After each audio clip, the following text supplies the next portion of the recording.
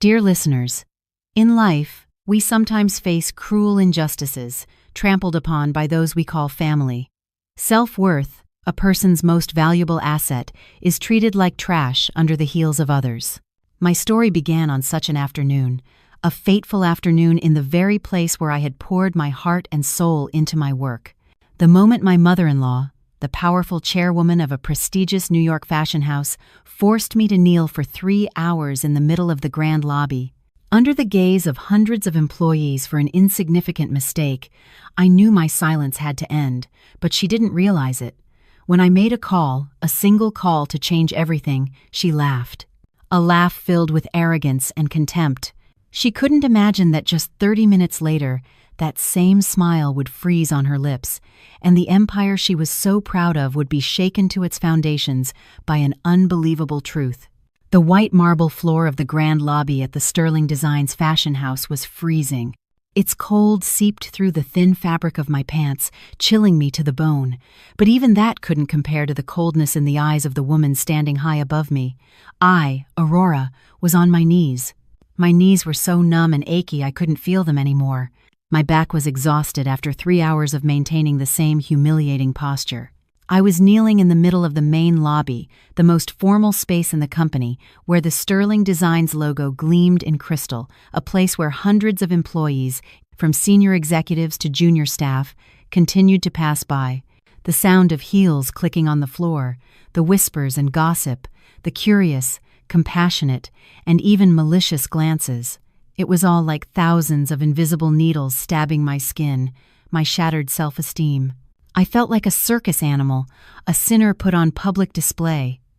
And the director of this cruel play was none other than my mother-in-law, Mrs. Evelyn Reed, the current chairwoman of Sterling Designs. She stood there, at the top of the grand staircase leading to the executive offices, her arms crossed in the pose of an authoritarian queen. She wore an evening gown from the Sterling Designs brand itself. Her hair was elaborately styled, her face precisely made up, exuding an air of icy arrogance. From time to time, she would cast a glance my way. The corners of her lips would curve into a self-satisfied smirk. Beside her stood Ethan, my husband, the company's vice president of marketing.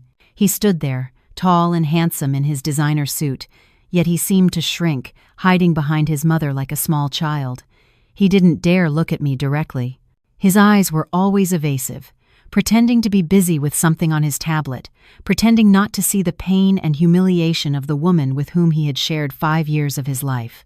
The reason for all this was ridiculous, stemming from a small oversight at work. That morning, during the presentation of the new collection to partners and the press, there had been an incident. The slide presentation for the collection's inspiration suffered a technical glitch, interrupting the event for a few minutes. I, as a designer in the creative department and directly responsible for preparing that file, was immediately blamed. Although the problem was a system error from the IT department and I quickly fixed it so the event could continue successfully, for Mrs. Reed, it was an unforgivable stain. She considered it an embarrassment, a disruption to the perfection of an event she had poured all her effort into. Immediately after the event, in front of the entire board of directors, she pointed at me and yelled, "Useless! You can't even do such a simple thing right. Someone like you doesn't deserve to work at Sterling Designs."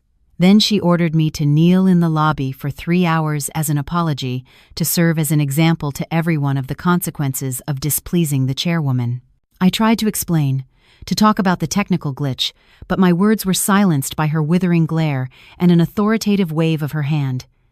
Ethan, my husband, was there.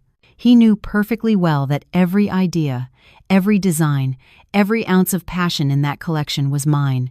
He knew how many sleepless nights I had spent perfecting it. But what did he do? He just walked over, gently tugged on his mother's arm, and said in a weak voice, "Mom, that's enough. Everyone's watching."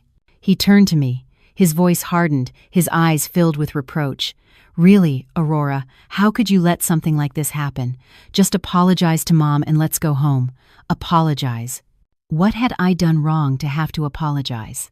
But I knew that in this empire, the truth always belongs to the person with the most power. I remained silent. neither apologizing nor protesting, and my silence was interpreted as defiance. "Fine. So you're stubborn, are you? Kneel.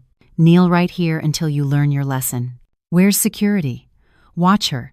If she dares to get up before the time is up, fire her immediately." And so I knelt, not because I was submitting, but because my heart was dead. Not to repent, but to give myself one last reason, a final confirmation of the cruelty of these people. 5 years as a daughter-in-law, as a wife, as a creative brain in the shadows, I had endured every kind of indignity. All my design ideas, all my passion-filled sketches, after I presented them, were shamelessly claimed by Evelyn and Ethan as their own. They would take the stage under the flashing cameras, receiving applause and praise, while I could only watch from the shadows, seeing my work stolen by others. I had endured it all for the love I felt for Ethan, for the career my father left me, and for a promise. But today, my patience had reached its limit. They not only stole my work, but also trampled on my dignity and self-worth. I lifted my head and looked directly into Evelyn's arrogant face. My eyes no longer glistened with tears, only a chilling coldness, a terrifying determination remained. Slowly, I reached into my jacket pocket and took out my phone. Everyone around me held their breath, watching my movements. Ethan frowned, about to stop me. Perhaps he feared I would do something crazy, but it was too late. I dialed a single number saved in my contacts. On the other end of the line, it rang just once before being answered. Without any need for greetings, I spoke in a voice that was neither loud nor soft, but every word resonated firmly and clearly in the silent lobby. "Mr. Hayes, proceed. Plan B." A deathly silence fell over the entire lobby. Everyone, including the security staff, was stunned, unable to believe what they had just heard. Plan B. Who was Mr. Hayes? What was this insignificant designer saying? Ethan was the first to react. He lunged at me, trying to snatch the phone. "Are you insane? What nonsense are you spouting?" But I was faster. I hung up and put the phone back in my pocket. Then something happened that no one expected. Mrs. Reed, after a few seconds of bewilderment, burst into laughter. She laughed so hard she doubled over, tears streaming from her eyes. "Oh, please, Plan B. Who do you think you're scaring, little girl? Who did you call? Mr. Hayes, who do you think you are to give orders to my CEO? Have you gone mad from kneeling for so long?" The lobby also began to fill with snickers. They looked at me as if I were a mental patient, a clown trying to put on a ridiculous farce. She didn't know that those would be her last laughs as chairwoman, because a real storm, a storm of power and truth, was approaching, and it was just 30 minutes away. Would my unbelievable order be executed? What secret lay behind that fateful call? And in whose hands did the power of the Sterling Designs Group truly reside? If you're holding your breath waiting for the answer, please like, share, and don't forget to subscribe to our channel to unveil the secret with me in the upcoming installments of this thrilling story. The laughter of Mrs. Evelyn Reed echoed throughout the lobby, a shrill and arrogant sound. It was like a whip cracking in the air, an assertion of her absolute power in this empire. The surrounding employees, who had earlier shown some sympathy, now also began to join in. Stifled giggles, mocking glances, all directed at me, the woman still kneeling on the cold marble floor. To them, I was just a disposable pawn, attempting one last act of insanity before being swept off the board. My husband, Ethan, after a moment of astonishment, also cracked a disdainful smirk. He walked closer, leaned down, and whispered in my ear. His voice was a murmur, but filled with malice. "Aurora, are you done with your little performance? Do you think calling Mr. Hayes is going to scare anyone? He's my mother's right-hand man. You should be more worried about your pathetic designer job, or you'll end up thrown out of here in humiliation." He finished speaking, straightened up, brushed an invisible speck of dust from his jacket sleeve, and turned to his mother with a fawning voice. "Mom, don't bother with a crazy person. She must have lost her mind from kneeling for so long. Just leave her there. When the time is up, she'll know her place and come crawling home." Mrs. Reed seemed quite pleased with this spectacle. She gestured to the security team. "Keep a close eye on her. If she dares to make a scene, call the police immediately to have her removed for disturbing the peace." With that said, she and Ethan turned and walked away, leaving me alone amidst the curious stares and whispers. They headed towards the private executive elevator with a carefree air, as if they had just watched an amusing comedy. They didn't know that the curtain on the real drama had just been raised. I remained kneeling there, my back straight, my gaze fixed forward, without a hint of hesitation. I began to counting every second, every minute, in anticipation. Time seemed to pass with unusual slowness. 30 minutes. That was the time Mr. Hayes and I had estimated. Enough time to activate the emergency legal procedures. Enough for the legal team to travel from their downtown Chicago law firm to here. 5 minutes passed. 10 minutes passed. The whispers around me began to die down. People went back to their work, occasionally casting a glance at me as if I were a strange fixture. 20 minutes passed, and a slight unease began to creep in. Was there a problem? Would the plan unfold as intended? But I calmed myself. I trusted Mr. Hayes, my father's best friend, the man who had watched me grow up, the only one who knew my secret and shared this enormous responsibility with me. And then, right at the 30-minute mark, something happened that shook the entire Sterling Designs building. The revolving glass doors of the lobby suddenly stopped. A group of men in dark, serious business suits entered. Leading them was Mr. Hayes, the company's CEO. His face today did not wear its usual kind smile, but a terrifying seriousness and coldness. Behind him were 4 lawyers from one of Chicago's most prestigious law firms. They carried black leather briefcases filled with documents. Their sudden appearance silenced the entire lobby. All activity seemed to cease. All eyes were fixed on them, surprised and confused. The company's security team rushed to meet them, trying to stop them. "Mr. Hayes, you don't have an appointment." But Mr. Hayes simply raised his hand, a firm gesture. "Stand aside. We are executing an emergency decision from the board of directors." His voice was firm, allowing no argument. Mr. Hayes didn't stop at the reception desk. He headed straight for the private chairwoman's elevator. The group entered, and the elevator doors closed before everyone's astonished eyes. Where were they going? What were they going to do? No one knew. Only I, still kneeling on the floor, knew that the storm had truly arrived. A few minutes later, the internal phone on the head of security's desk rang shrilly. I watched his face change color as he listened, shifting from surprise to panic. He stood up hastily and gestured to the 2 tallest security guards. "To the chairwoman's office. Quickly, there's trouble." But before they could move, the elevator doors opened again. This time, the scene inside was even more shocking. Mrs. Reed was being held firmly by 2 lawyers. She struggled and screamed like a madwoman. "Don't touch me!" "What are you doing?" "Hayes, are you insane? How dare you treat me like this?" Ethan, his face pale as wax, was blocked by another lawyer, unable to do anything.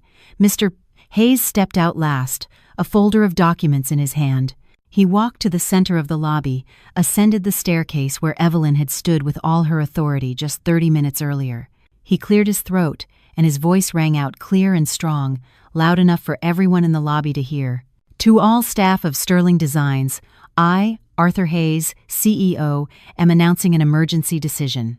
Due to severe irregularities in management and an abuse of power that has negatively impacted the company culture and brand image, the board of directors, under the authorization of the majority shareholder, has decided that effective immediately, Mrs. Evelyn Reed is removed from her position as chairwoman of the board. All her authority at Sterling Designs is officially suspended." Every word from Mr. Hayes was like a hammer blow in the already tense atmosphere. The entire lobby fell silent. Hundreds of people stood motionless like statues, unable to believe what they had just heard. The chairwoman, removed. It was unthinkable, an unprecedented scandal in the history of Sterling Designs. Evelyn stopped struggling. She looked at Mr. Hayes, then at the crowd of stunned employees. The arrogant smile on her lips had vanished, replaced by absolute panic. The majority shareholder? Who? On what grounds? She screamed, her voice breaking. Mr. Hayes did not answer her. His gaze slowly shifted towards me. Then, To everyone's astonishment, he descended from the staircase and walked directly to me. He bowed respectfully and extended his hand.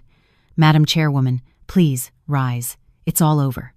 The two words, "Madam Chairwoman," that Mr.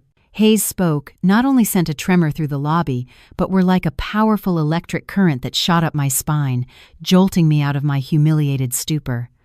I lifted my head and looked at Mr. Hayes's steady hand and his gaze full of confidence.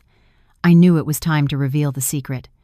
I took his hand and slowly stood up. My legs, numb from kneeling for so long, wobbled slightly, but I quickly regained my balance. I was no longer the weak, submissive Aurora. In this moment, I was the rightful heir of Sterling Designs, the one who held the destiny of an entire empire in her hands. All eyes were fixed on me, astonished, incredulous, unable to believe it. The insignificant designer, the one who had just been humiliated, was actually the chairwoman, the majority shareholder. This was more unbelievable than a soap opera. Evelyn was the first to regain her composure. She looked at me, then at Mr. Hayes, and burst into a maniacal laugh. "Chairwoman? Her? Ha ha ha! Mr. Hayes, you've either gone senile or you've teamed up with this witch to overthrow me. A parasitic daughter-in-law, a third-rate employee pretending to be the chairwoman. How ridiculous! Ridiculous! She still couldn't believe the truth. To her, I was just a speck of dust, nothing more. Mr. Hayes said nothing, only gesturing to one of the lawyers. The lawyer stepped forward, opened his briefcase, and took out a document with a solemn red seal. "Mrs. Reed," he said in a cold, professional voice, "this is the legal last will and testament of the late chairman and founder of the Sterling Designs Group, Mr. Charles Sterling, father of Miss Aurora Sterling. This will has been notarized and is legally binding." Hearing my father's name, I couldn't help but feel a surge of emotion. Memories from 10 years ago came rushing back with overwhelming clarity, as if it were yesterday. My father, Charles Sterling, was not an ordinary businessman.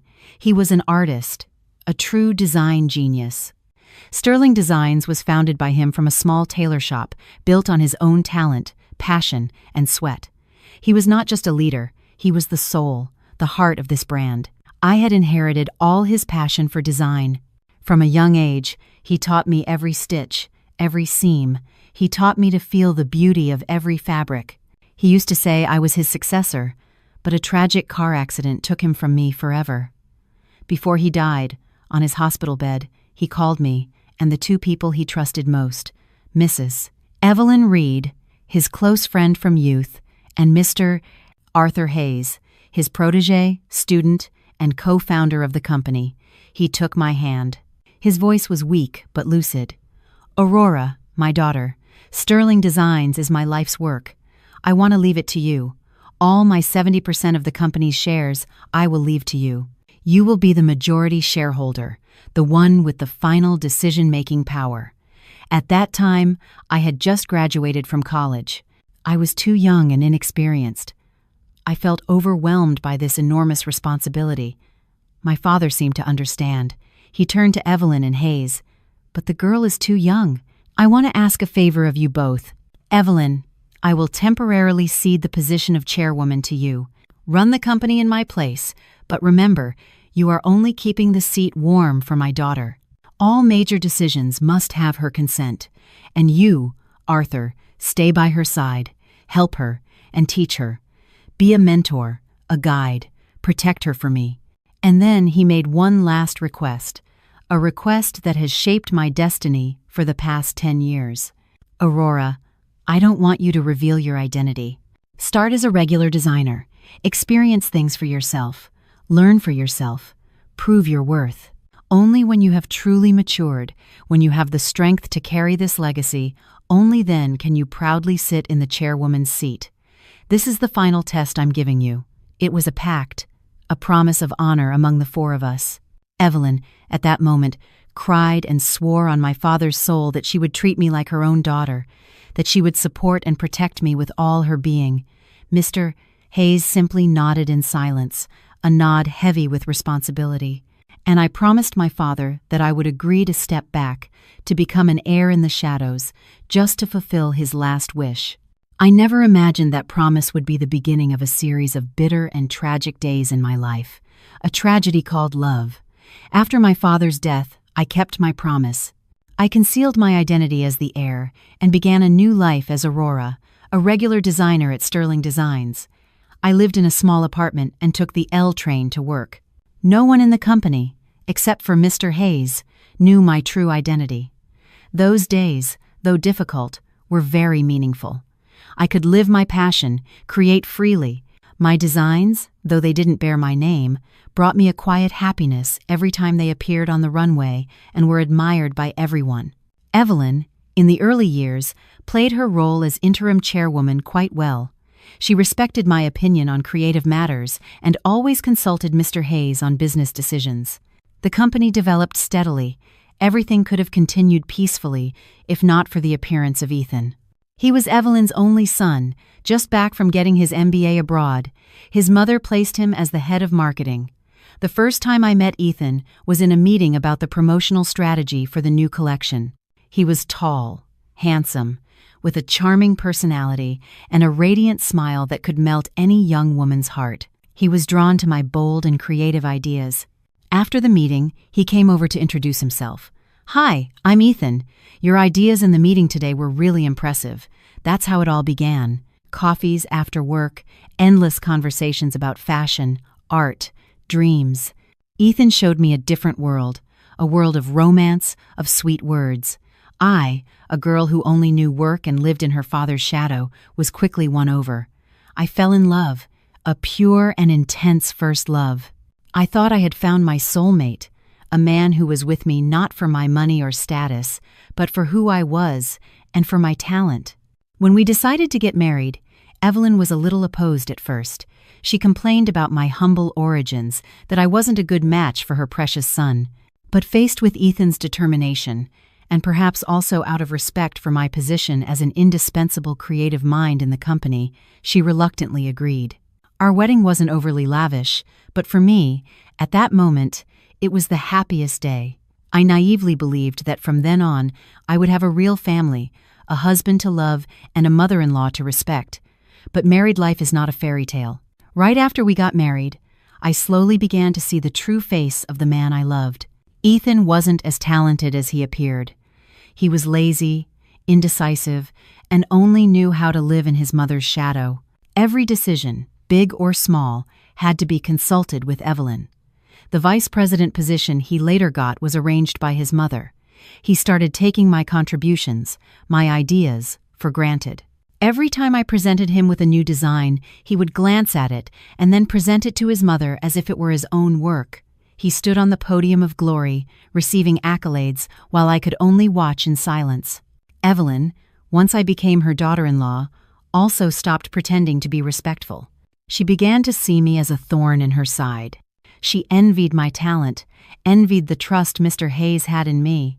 She started finding every way to belittle me, to humiliate me. She assigned me trivial tasks unrelated to my profession, forced me to serve her like a maid. And Ethan, my husband, never said a word to defend me. He would stand by silently, and even join his mother in criticizing me. My love slowly died, replaced by disappointment and bitterness. Many times I wanted to tell the truth, wanted to confront them, but I always held back. The promise to my father, the image of a complete family I had always yearned for, stopped me. I deceived myself into thinking that maybe one day they would change. I endured. I sacrificed. I accepted staying in the background just to obtain a false peace. But I was wrong. My patience didn't change them. It only made them more abusive. They saw my silence as weakness, my sacrifice as something to be expected. They didn't know they were playing with fire. They didn't know that the woman they were trampling on was the one who held the power of life and death over the empire they were so proud of. And today, their arrogance pushed me to the limit. The fire they had been stoking for 5 years was finally about to erupt. The lawyer read every clause of the will aloud. His voice was firm and clear, dispelling any doubt in the lobby. According to the will, 70% of Mr. Charles Sterling's shares in Sterling Designs, equivalent to the maximum voting power, were bequeathed to his only daughter, Miss Aurora Sterling. Mrs. Evelyn Reed's chairmanship was only temporary and could be revoked at any time upon Miss Sterling's request. With the confirmation of CEO Arthur Hayes, everything became crystal clear, beyond any doubt. I was not crazy, nor was I a clown. I was the true chairwoman of this place. Evelyn was petrified. Her face paled and flushed by turns. Her lips moved, but she couldn't utter a word. She looked at me, then at Mr. Hayes. Her expression shifted from astonishment to outrage, and finally to absolute panic. "No! Impossible! Old Charles dared to deceive me. Why did I know nothing of this will?" she shrieked. Her voice had become a screech, losing all its usual authority. The lawyer replied calmly, "Ma'am, this will was legally drafted with the signature of the witness, Mr. Hayes here present, and has been sealed at our law firm for the past 10 years. As per the late chairman's request, it was only to be made public when Miss Sterling requested it. It's a fraud. This is all a conspiracy. You two colluded to destroy me," she screamed, pointing at Mr. Hayes and me. She tried to lunge at us, but 2 security guards restrained her in time. Ethan, my husband, was no better. He stood motionless like a statue, his eyes wide, staring at me as if I were a stranger. His mother was not the all-powerful chairwoman. His wife was not an insignificant employee. His entire worldview had crumbled in a matter of minutes. He stammered, "Aurora, you! How is this possible?" I turned to look at him. I looked directly at Evelyn, the woman who had caused me so much pain. My voice was as cold as ice. "You're very surprised, aren't you? You probably never imagined that the person you humiliated, trampled, and forced to kneel for 3 hours was actually the owner of this empire you sit upon." I took a step forward, facing her. "You said I didn't deserve to work at Sterling Designs. Well, now I will be the one to decide who doesn't deserve to stay in this place." I turned to Mr. Hayes and gave my first order as the new chairwoman. "Mr. Hayes, have security escort Mrs. Reed out of the chairman's office. Seal her computer and all her personal documents for a pending investigation. From this moment on, she has no authority in this company." "Yes, Madam Chairwoman." Mr. Hayes bowed his head and gave the order to security. 2 burly guards approached and held her firmly. "Please come with us, ma'am. Let go of me. How dare you touch me? I am the chairwoman. This is my company." She struggled and cursed frantically, but her fight only made her look more pathetic. She was dragged down the hall before the stunned gazes of the employees. Her expensive designer heels screeched on the marble floor. Her once impeccable hairstyle was disheveled. Her expensive makeup was streaked with tears and rage. The image of the powerful queen had completely crumbled, leaving only a defeated, pitiful woman. But that wasn't all. As she was being led towards the elevator, Mr. Hayes raised his voice enough for everyone to hear. "Oh, and one more decision from the new chairwoman. Due to a temporary staff shortage in the cleaning department, the board has decided to temporarily reassign Mrs. Evelyn Reed to the position of janitorial staff effective tomorrow. We expect her cooperation, janitorial staff, from chairwoman to janitor." This blow was even greater than being dismissed. The entire lobby gasped in astonishment again. Upon hearing this, Evelyn's eyes rolled back. Her body went limp, and she fainted in the arms of the security guards. The shock and humiliation had completely overwhelmed her. I stood there, watching the scene unfold without any feeling. I felt no satisfaction, no pity, only a profound weariness. The first act was over, but I knew my battle had just begun, because there was still someone else to face. The man I had once loved with all my heart. Evelyn wasn't unconscious for long. She was out for only a few minutes and was attended to by the company's medical staff, recovering in the infirmary. But perhaps for her, waking up was more painful than fainting. When she opened her eyes, her world had completely changed. There was no luxurious chairman's office, no secretaries and assistants surrounding her, only 4 white walls and the cold smell of disinfectant. And when Mr. Hayes and the lawyer entered, bringing with them the official transfer decision, she knew it wasn't a nightmare. It was reality, a cruel and stark reality. The next morning, in accordance with the issued decision, she was summoned to the Human Resources Department to receive her new assignment. The janitor's closet was in the building's basement, a damp, dark place with a strong smell of chemicals. It was the complete opposite of the top-floor office, with a view of the entire city where she used to sit. The head of HR, who used to bow obsequiously every time he saw her, now sat behind his desk, looking at her with an impersonal coldness. "Mrs. Reed, this is the janitorial uniform. Please change into it. And this is your work area. It includes the entire hallway and the restrooms in this basement. Brenda, the team leader, will give you specific instructions."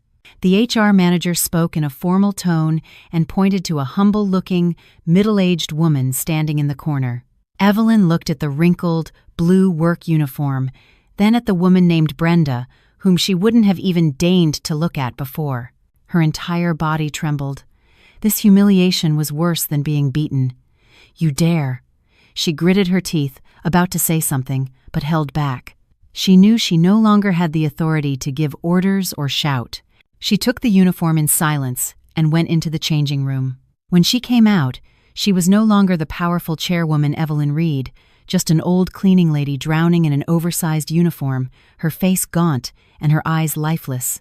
Brenda, the team leader, likely instructed by Mr. Hayes, approached without any deference and handed her a broom, a mop, and a bucket. "Your job today is to clean this entire hallway. Clean it until I inspect it and can see my reflection in the floor. Only then can you rest," she said in a clear voice. Evelyn stood motionless. Her trembling hands took the mop. The mop, something she had never had to touch in her life, was now her work tool. She looked at the dirty floor, then at the long, dark hallway.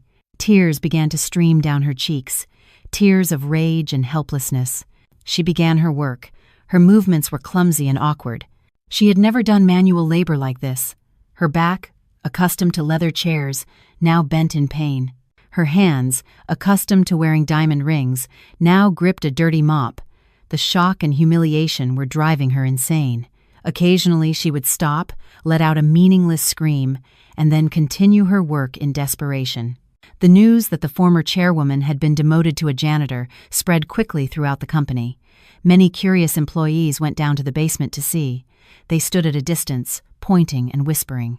Those gazes, once filled with admiration and fear, now only contained curiosity and schadenfreude. She had become a laughingstock, the talk of the entire company. I didn't go down to watch. I didn't want to witness that scene. My goal was not to humiliate her in such a petty way. My goal was for her to understand one thing. Power is not eternal, and when you are at the top, you should never trample on those below, because you never know if one day the roles will be reversed. The mop she held was the most expensive lesson for her arrogance.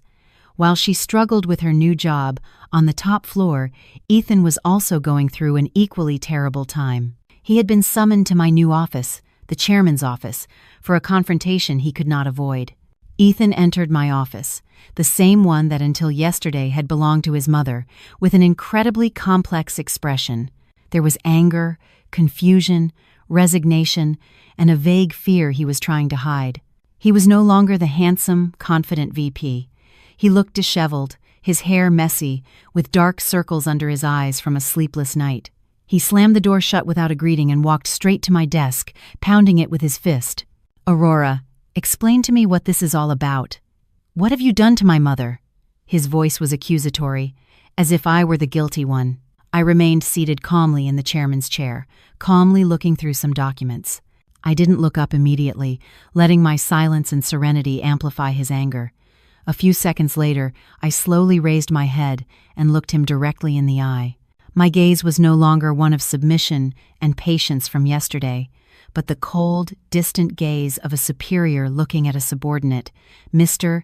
Reed, I believe you should maintain your composure when speaking to the chairwoman of the board, and I have no obligation to give you any explanations." My voice wasn't loud, but it was filled with an authority that left him speechless. He probably never imagined that the wife he had always looked down upon could speak to him in such a way. "Chairwoman?" He laughed scornfully. A forced laugh. "Don't get ahead of yourself.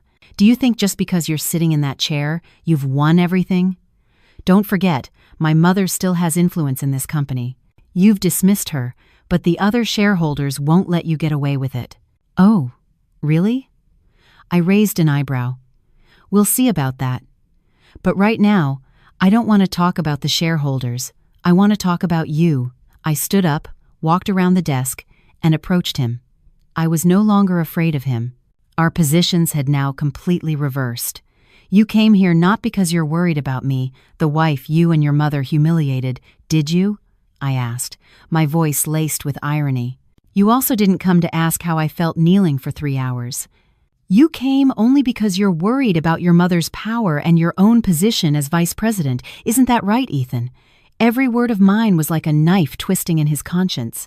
He took a step back, avoiding my gaze. "Don't twist things. I just want to know why you did this to Mom. She's your mother-in-law, after all, the woman who raised me." "Mother-in-law?" I let out a bitter laugh.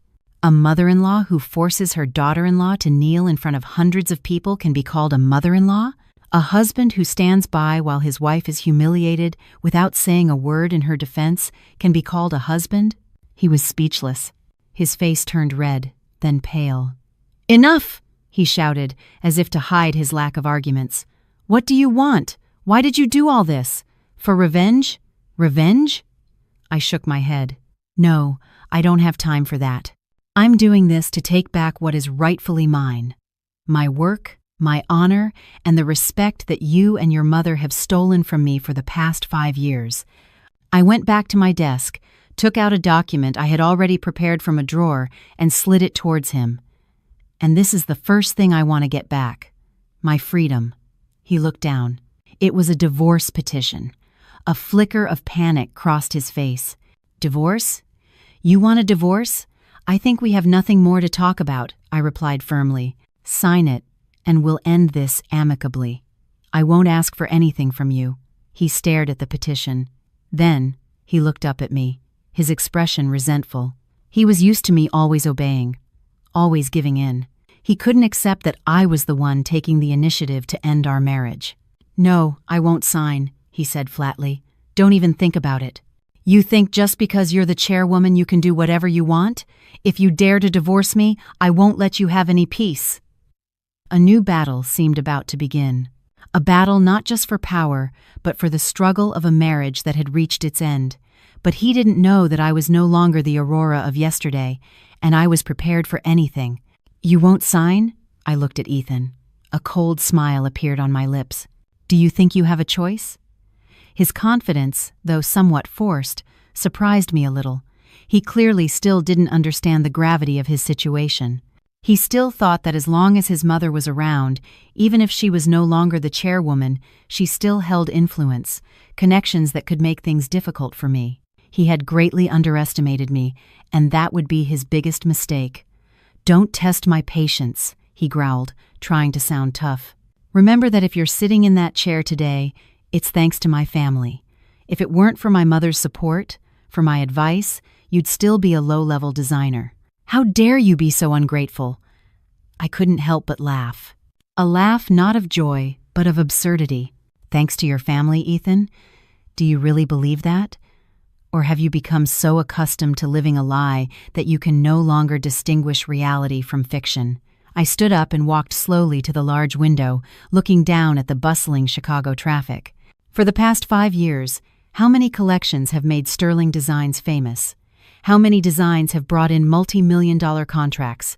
Would you dare to tell everyone that those ideas, those sketches, were yours or your mother's? He fell silent. He couldn't answer because he knew the answer was no. "You can't say it, can you?" I turned and stared at him. "Because it was all mine. Every success of Sterling Designs, every glory you and your mother have enjoyed, was built on my effort and my talent.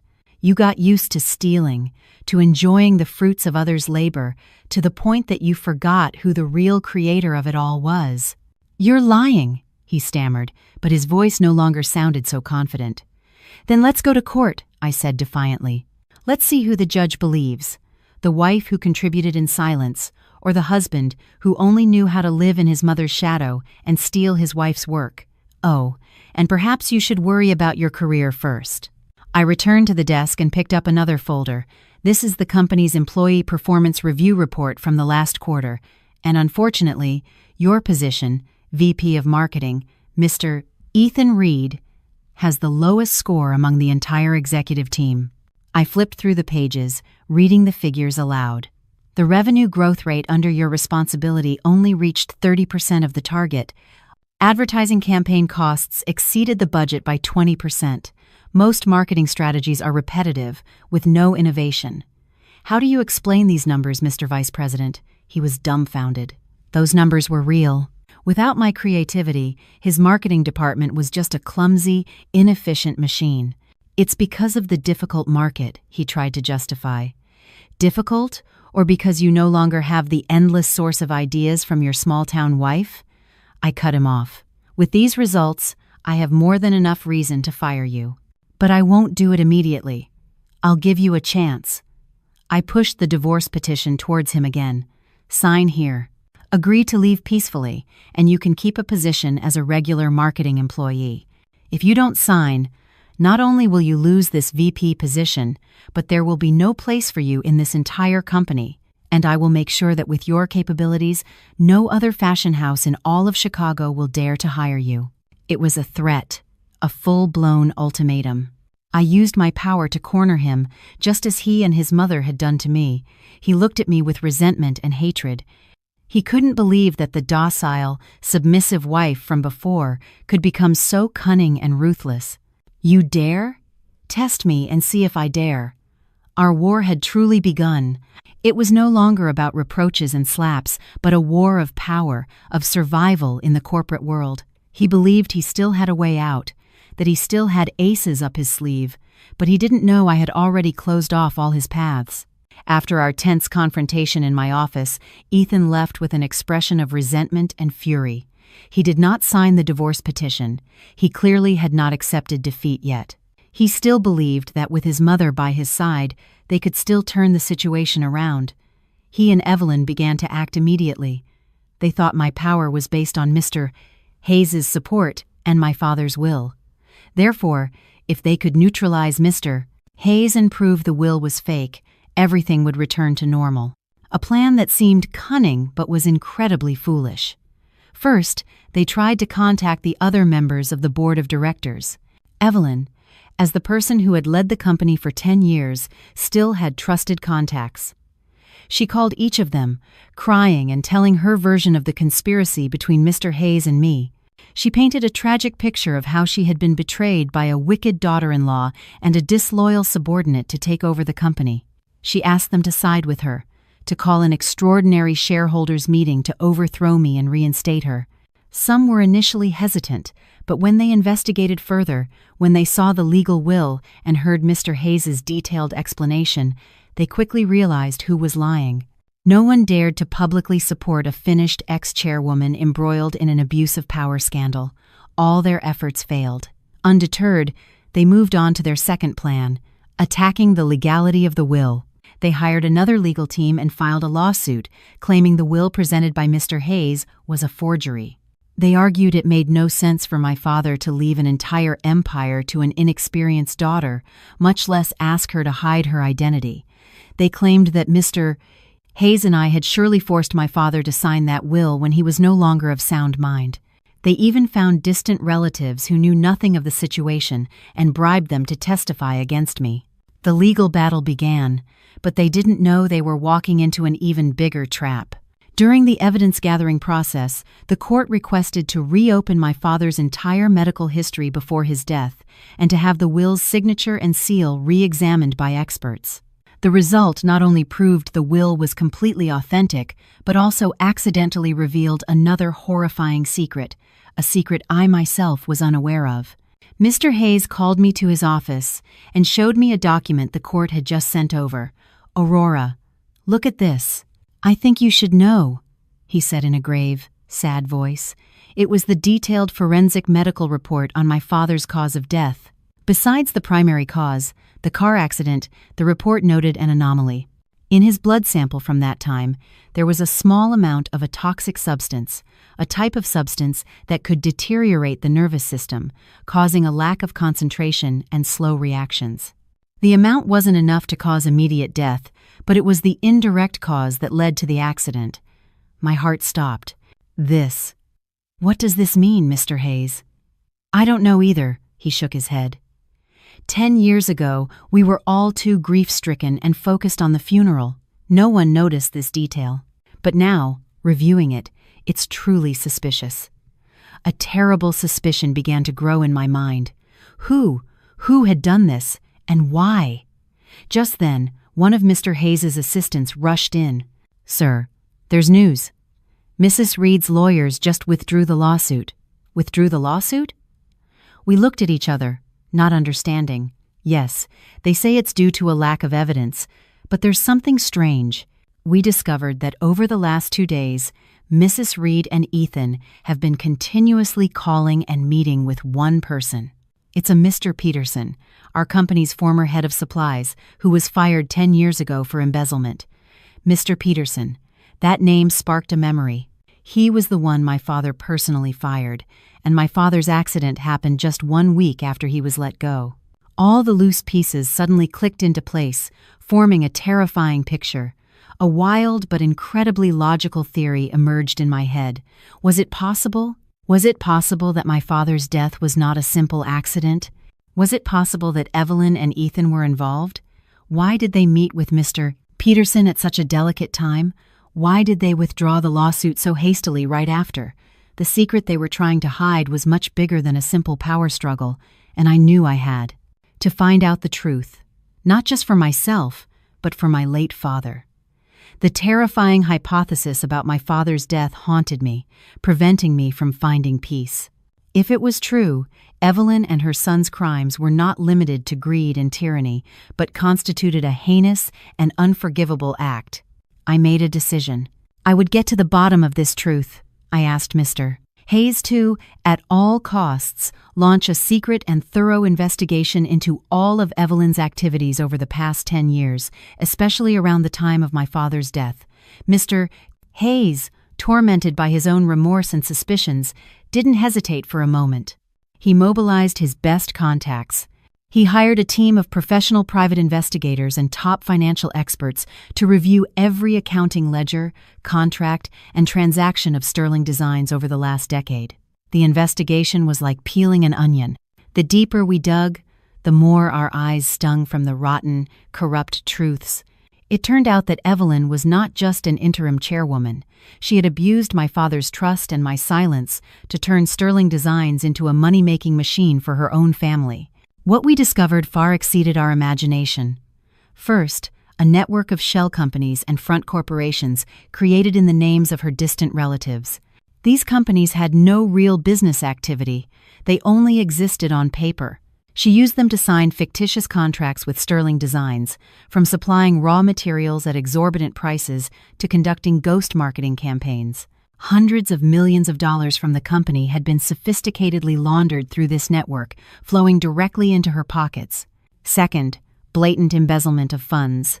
She used the company credit card to pay for her lavish personal expenses, trips to Europe, limited edition designer handbags, and even the construction of a vacation estate in Lake Forest. Everything was justified as entertainment expenses or business travel. Ethan was no exception. His VP position was just a facade. He barely did anything but received an astronomical salary and bonuses. The luxury car he drove, the apartment he lived in, were all paid for by the company. They had treated Sterling Designs as their personal cash cow, milking it for every last drop. But the most chilling discovery was yet to come. When the investigators tracked Mr. Peterson, the former head of supplies, they uncovered a shocking truth. Peterson, after being fired, had not left Chicago. He had started a small transportation company, and his biggest and most frequent client for the past 10 years was none other than Evelyn's front companies. And then a recording was found, a security camera recording from a coffee shop that captured the secret meeting between Evelyn, Ethan, and Mr. Peterson just a few days earlier. In the recording, although the quality wasn't great, Evelyn's panicked voice could be heard clearly. "Mr. Peterson, I'm begging you." That was 10 years ago. "Let it go.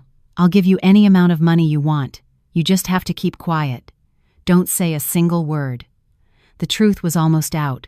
My father's death was undoubtedly connected to them.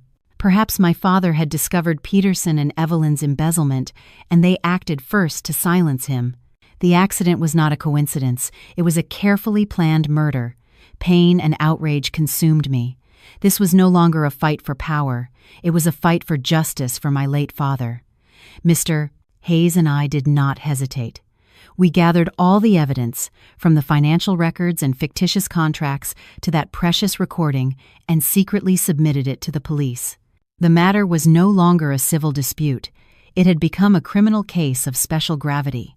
The wheels of justice grind slowly, but they grind exceedingly fine. The day Evelyn and her son would have to pay for all their crimes was not far off. After we secretly handed the entire file over to the authorities, a major case was opened. The best investigators were assigned, working silently but with formidable efficiency. Little by little, each link in Evelyn's criminal network was dismantled. The shell companies were put under surveillance. The suspicious bank accounts were traced. An invisible net had been cast, and Evelyn and her son, the big fish, were thrashing in it, unaware. They were still engrossed in the legal battle they themselves had started, trying to defame me, not knowing that a much more terrible sentence awaited them. Meanwhile, Mr. Hayes and I, with the advice of our lawyers and the covert support of the police, prepared the final act, a play to end it all. We deliberately leaked false information, that there were internal conflicts in the company, that many shareholders were unhappy with the management of a novice chairwoman like me, that even Mr. Problem, Hayes, was being sidelined by me. The goal was to make Evelyn and her son lower their guard, to make them think they still had a chance to turn the tables. And as we predicted, they took the bait. They believed it was the perfect time to deliver the finishing blow. They called an extraordinary board meeting with the purpose of exposing me and reclaiming power.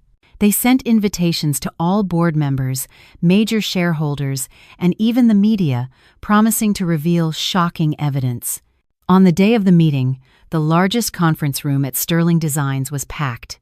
The tension was palpable. Evelyn and Ethan entered with an air of confidence. She had regained her chairwoman's demeanor. Flawless makeup, expensive clothes, an icy glare. Ethan walked by her side, head held high, looking at me with the eyes of a victor. They believed they had victory in their hands. Mr. Hayes and I sat on the opposite side, our faces impassive. The meeting began. Evelyn was the first to speak.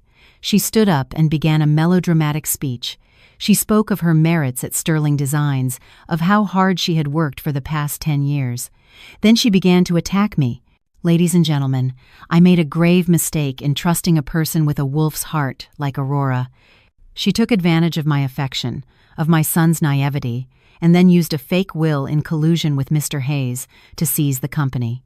She has no talent, no experience. Under her leadership, Sterling Designs is sinking. I cannot stand by and watch the legacy of my late husband and myself be destroyed. She spoke with an emotional voice, even dabbing at some fake tears. Then it was Ethan's turn. He continued his mother's charade. He talked about how I had changed since gaining power, how poorly I treated him. He even had the audacity to show some clumsily photoshopped pictures of me being intimate with an unknown man, trying to accuse me of adultery. They acted very well. Some shareholders who didn't know the truth began to whisper, showing doubt. When their show was over, Evelyn looked at me with a triumphant smile on her lips. "Aurora, do you have anything to say now?" The entire room turned to me. I didn't stand up immediately. I just calmly opened my laptop and connected it to the large projector in the room. Ladies and gentlemen, my voice was quiet, but it echoed throughout the room. I believe that instead of words, we should watch something more interesting. I pressed play. The projector screen lit up. First, a series of money flow diagrams showing in detail how every dollar from Sterling Designs had been laundered through Evelyn's shell companies. Then, the fictitious contracts, the fake invoices. Evelyn's face began to change color. Next, the security camera video from the coffee shop was played. Although it was silent, the image of her and Ethan hastily handing something to Mr. Peterson was enough to say it all.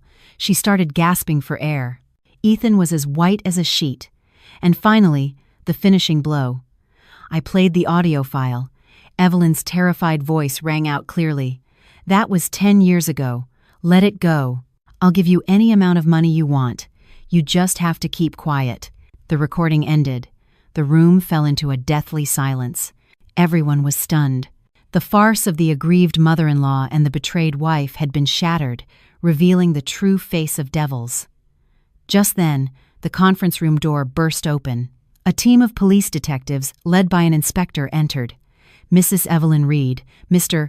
Ethan Reed, you are under arrest for investigation into embezzlement, misappropriation of funds, and for your alleged involvement in a 10-year-old homicide case. Please cooperate." The irrefutable evidence had been presented, and justice had finally arrived. After that fateful meeting, the artificial empire of Evelyn and her son completely collapsed. They were handcuffed and escorted out before the stunned and horrified gazes of hundreds of people. The case caused a veritable earthquake, not just within Sterling Designs, but throughout the business world and the media. All their crimes, from embezzlement and fraud to the terrible secret of my father's death, came to light.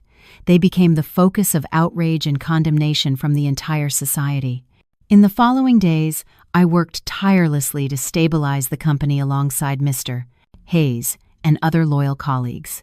We held a press conference, revealing the whole truth with complete transparency and presenting a comprehensive restructuring plan to rescue Sterling Designs from its ashes. A week after their arrest, I received a request from the police. Evelyn and Ethan wanted to see me. They said they had something important to tell me, and only me. At first, I refused. I didn't want to see their faces again. But Mr. Hayes advised me, "You should go, Aurora. It will probably be the last time. Go to close this chapter completely, so you can move forward in peace." I took his advice. The meeting was arranged in an interrogation room at the police station, a cold room with just a metal table and a few chairs. I sat down to wait. A short while later, they were brought in one by one. The first was Ethan. He looked haggard and exhausted. The designer suit had been replaced by a prison uniform. His always impeccable hair was a mess. He no longer had his arrogant, smug air. He was just a pathetic failure. He sat in the chair opposite me, not daring to meet my eyes. "Aurora," he said in a hoarse, weak voice. "I was wrong." I remained silent. I no longer wanted to hear his empty apologies. "I know it's too late to say anything," he sobbed. "My mother, the money." "I'm sorry, Aurora. I'm sorry for everything." He rested his head on the table. His shoulders trembled. I continued to be silent. I looked at him without pity or resentment, only with an inner emptiness. "Can you forgive me, Aurora?" He lifted his head. His reddened eyes looked at me pleadingly. "I promise that when I get out of prison, I'll start over. I'll make it up to you. Make it up to me?" I finally spoke. My voice was as cold as ice. "What will you make it up to me with? Can you give me back the 5 years of my youth that I lost? Can you give me back the trust you trampled on? And most importantly, can you give my father back to me?" My last question was like a hammer blow to his conscience. He froze, his mouth open, unable to say anything. "You weren't just a bad husband, you were an accomplice to a crime," I continued, my voice hardening. "You knew everything, but you stayed silent. Your silence is also a crime. You don't deserve my forgiveness, nor my father's." With that, I stood up. "This conversation is over. Use the rest of your life in prison to repent. It's the only thing you can do." I turned and left, leaving him there alone, facing his irreparable guilt. The next one to enter was Evelyn. She looked even more pathetic than Ethan. Her hair was completely white, her face gaunt, her eyes sunken. She was no longer the authoritarian chairwoman of before, just a guilty old woman awaiting her sentence. Seeing me, she didn't scream or curse. She knelt on the floor, clinging to my legs as she wept. "Aurora, my child, I'm begging you. Forgive me. Forgive Ethan. He was foolish. It was all my fault. I'm begging you." I took a step back, avoiding her touch. "Get up. Don't you think it's a bit late to be calling me your child?" She remained kneeling, her tear-streaked face lifted towards me. "I know I was wrong. I treated you so badly. Greed blinded me. But please, think of the old times. Of your father. He wouldn't want to see his family torn apart like this. My father? I smiled bitterly. You still have the nerve to mention him? The person you and your lover murdered? You betrayed his trust, turned his life's work into a tool for your own enrichment. You have no right to speak his name. She was speechless. Her entire body trembled. I came here today not to hear your apologies, I said firmly. I came to tell you that it's all over. You will pay for everything you have done. This is not my personal revenge. It is justice. I turned and walked out of that cold room without looking back even once. The final confrontation was over. All debts and grudges were settled. From that moment on, their lives and mine would be two parallel lines that would never cross again. The brief but intense confrontation in the interrogation room was not just a final farewell to the past. It was a resounding affirmation of the future, of my new identity. I was no longer the docile, submissive sheep they had manipulated and deceived at will. 10 years of living in the shadows, 10 years of humiliation, had forged me into a lioness, ready to fight to the end, to protect my father's legacy and demand justice for him. After that meeting, I provided my lawyers and the police with all the details of the conversation, further strengthening the irrefutable evidence in the case. Evelyn and her son, perhaps realizing their pleas and performances were futile, stopped cooperating. They began to frantically deny the charges, blaming each other and even the dead. But it was too late. The evidence we had, from financial documents and recordings to witness testimonies, was too solid to be refuted. The trial of the Sterling Designs case became a media event, attracting the attention not only of the business world but of the general public. It was not a simple financial case. It was a tragedy about the corruption of power, family betrayal, and the price of boundless greed. Day after day, the crimes of Evelyn and her son were starkly exposed under the light of justice. The fictitious contracts worth tens of millions of dollars, the shell companies created to launder money, and most chillingly, the detailed reconstruction of the plot that led to my father's death 10 years ago.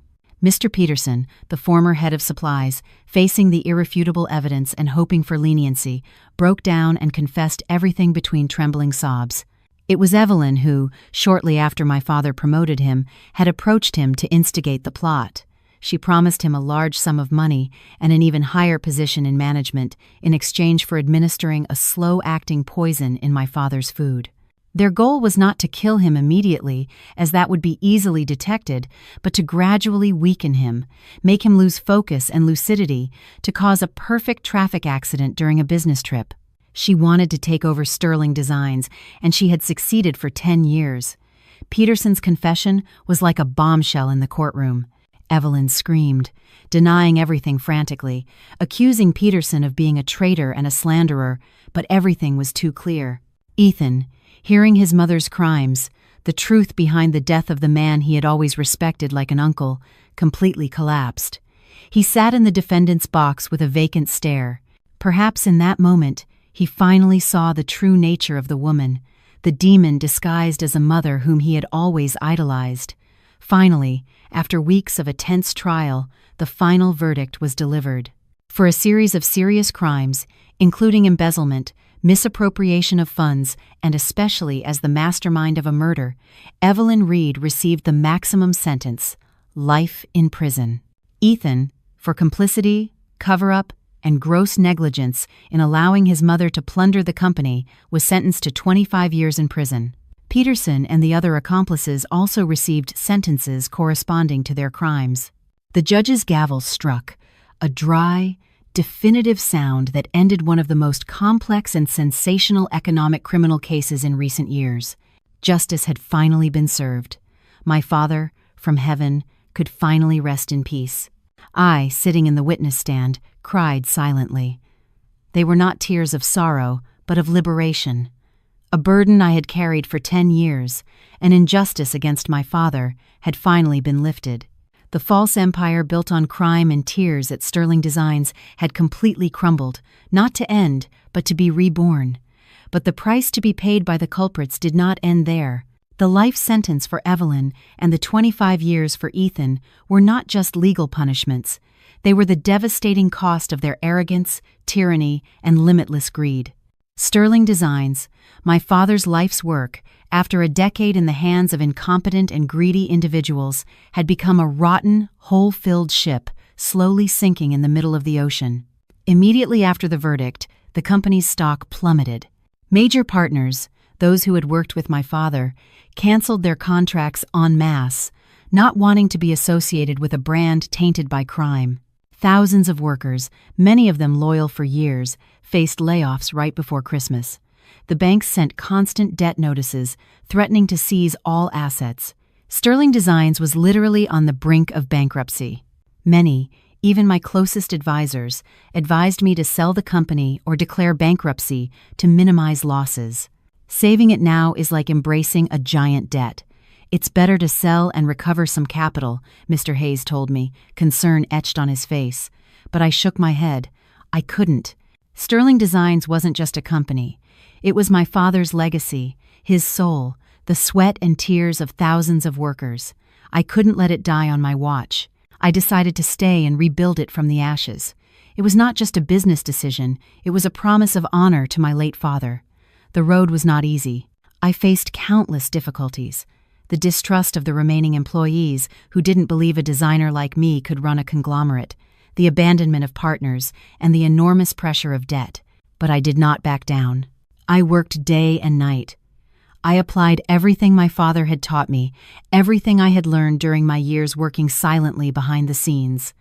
I started by restructuring the entire company. I ruthlessly fired the incompetent, those who had flattered and supported the misdeeds of Evelyn and her son.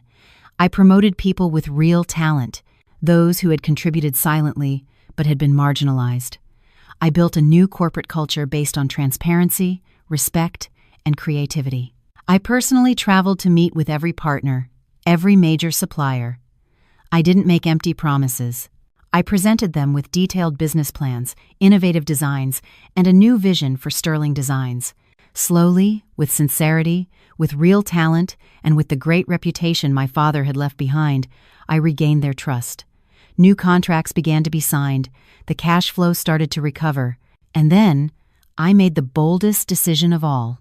I launched a completely new collection, a collection called Rebirth.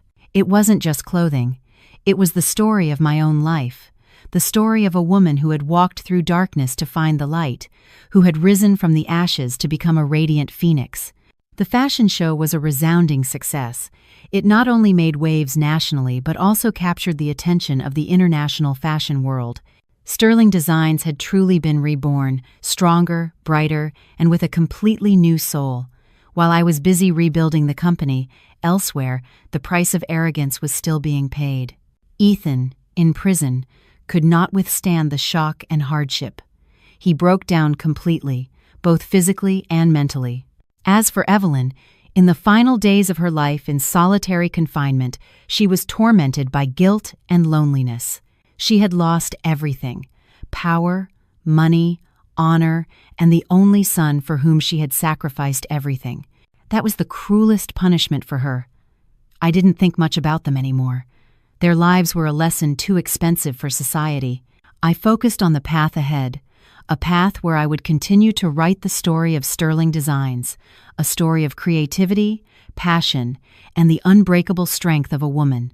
5 years after the storm swept through Sterling Designs, on a sunny afternoon in Chicago, I stood on the grand stage of Fashion Week. Camera flashes blinked incessantly. Hundreds of lenses were pointed at me. I was no longer the shy designer Aurora, nor the cold chairwoman of the early days.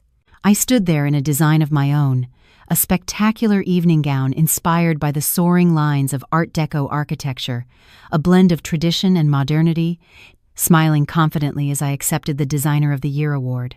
Applause thundered through the hall. It was not just recognition of my talent, but also of the miraculous resurrection of a brand. Today's Sterling Designs had been completely transformed. It wasn't just a name in American fashion, but a brand with its own voice on the European fashion map.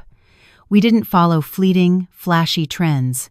We returned to the core values my father had established, celebrating the beauty of the American woman, combining the essence of our culture with a contemporary flair. Sterling Designs didn't just sell clothes.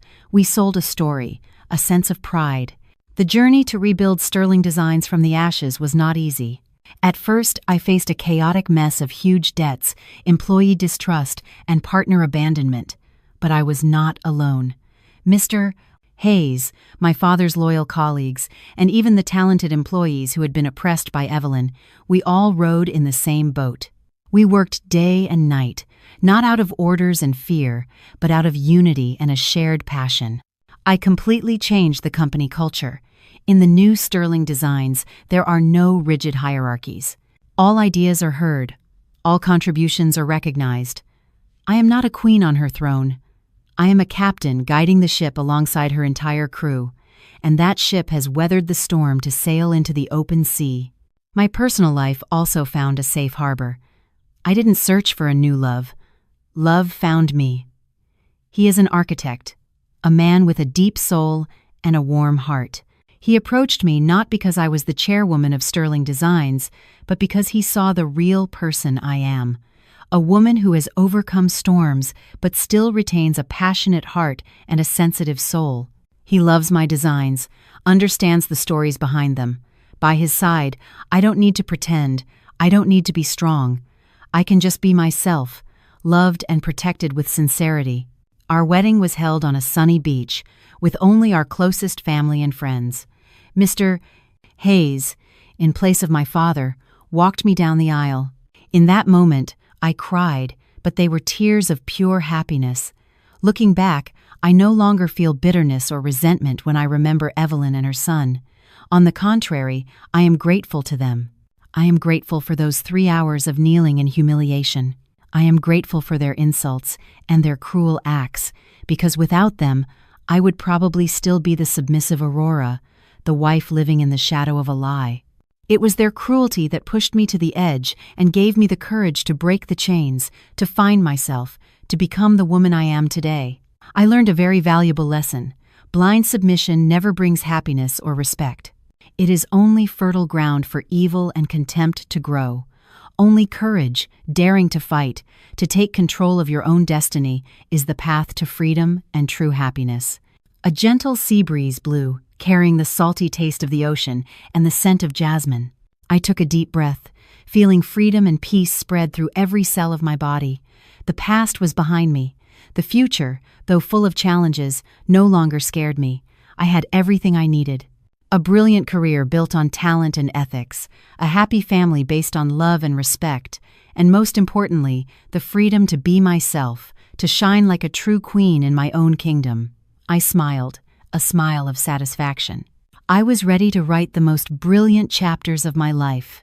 Dear listeners, every story we bring, no matter how dramatic, contains profound messages and lessons. We want to emphasize that the main purpose of these stories is educational, for us to reflect together, learn, and extract precious values that help us build a better, stronger life for ourselves. The story begins with a haunting image. A woman kneeling for 3 hours in the dazzling lobby of a corporation. That image is not just a humiliation for an individual. It is a symbol, a deep cut into human self-worth. Aurora's pain comes not just from her numb knees, but from the public and cruel trampling of her dignity. Mrs. Reed, in the arrogance of her power, was not just punishing a mistake. She was trying to completely annihilate a person's dignity, turning her daughter-in-law into a scapegoat for her selfish ego and false authority. And perhaps the first and most fundamental lesson we can draw is about the boundaries of self-worth. In life, we can sacrifice many things for family, for love, time, effort, even personal dreams. But there is one thing that should never, under any circumstances, be a subject of trade: self-worth.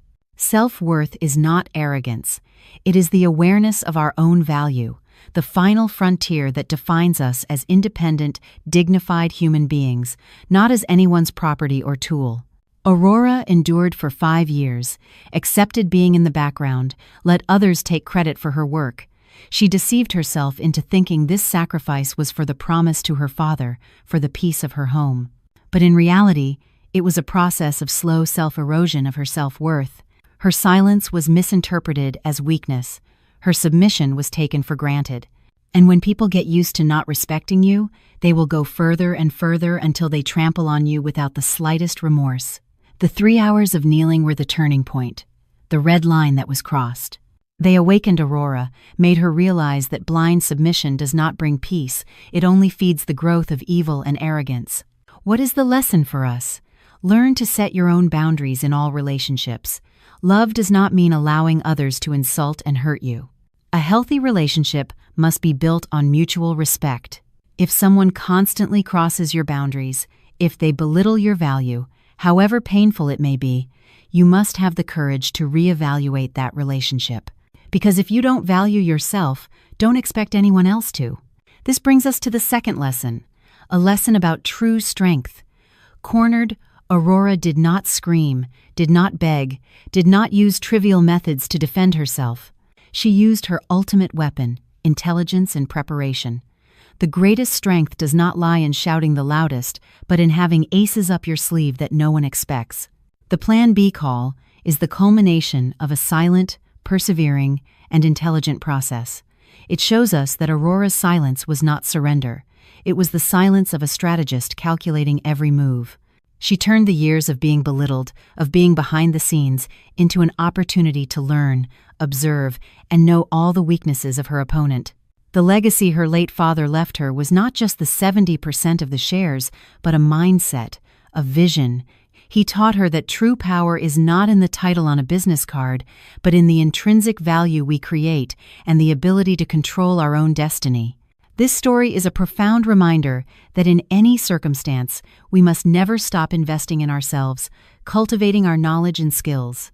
Professional knowledge, understanding of the law, the ability to read people, these are the assets that no one can take from us. Evelyn could usurp the title of chairwoman, but she could never steal the design talent, the soul of Sterling Designs, that resided in Aurora. When you have true ability, you can lose everything, but you can always rebuild from scratch. But when you only have borrowed power, once the chair is pulled from under you, the fall is very painful.